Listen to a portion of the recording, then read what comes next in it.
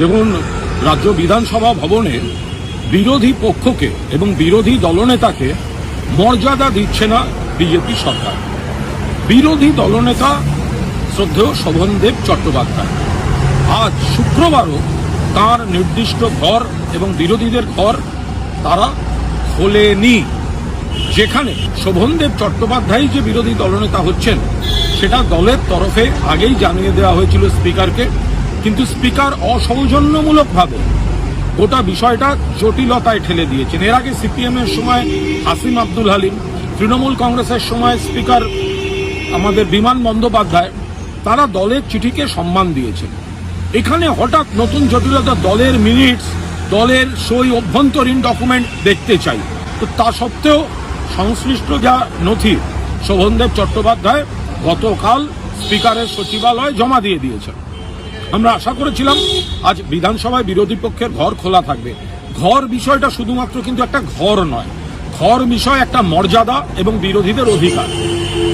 সারা রাজ্যে বিপুল মানুষ বিরোধী পক্ষকে ভোট দিয়েছেন, আর বাকি গণনা, লুট, বৈধ ভোটার বাদ ওপারটা তো বাদই দিন। তো যাই হোক, আজ আমরা এসেছিলাম এই কারণে, কারণ গতকাল সব নথি জমা দেওয়ার পর আমরা ভেবেছিলাম শোভনদেব চট্টোপাধ্যায় বিরোধী দলনেতার ঘরটা আজ খোলা থাকবে।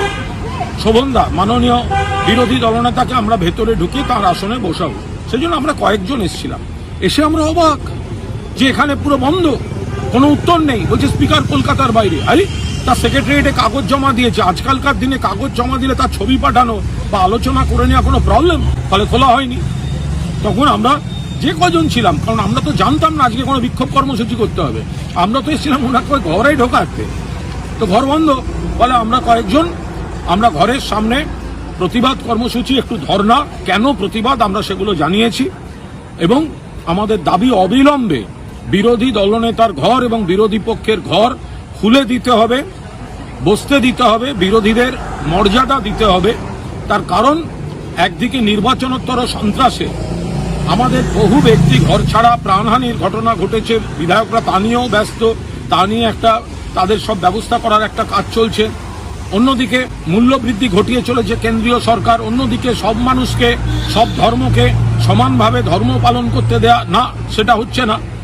মাননীয় দলনেত্রী মমতা বন্দ্যোপাধ্যায় দলকে নিয়ে বসে যা নির্দেশ দিয়েছেন, মাননীয় সাধারণ সম্পাদক সর্বভারতীয় যা নির্দেশ দিয়েছেন, দল সেইভাবে নামছে। কিন্তু বিধানসভায় যেখানে, ভাবুন, যেদিন স্পিকার নির্বাচন হলো সেদিন রীতি অনুযায়ী একদিকে মুখ্যমন্ত্রী, একদিকে বিরোধী দলনেতা মানে শোভনদেব চট্টোপাধ্যায়, তাঁরা গিয়ে স্পিকারকে তাদের চেয়ারে বসিয়ে দিয়ে এলেন। তো সেখানেই তো মান্যতা পেয়ে যাচ্ছেন শোভনদেব চট্টোপাধ্যায়। তাহলে এই আইনি চিঠি জটিলতা করে তাকে তার ঘর, বিরোধীদের ঘর দেওয়া হবে না, তো হ্যারাসমেন্ট।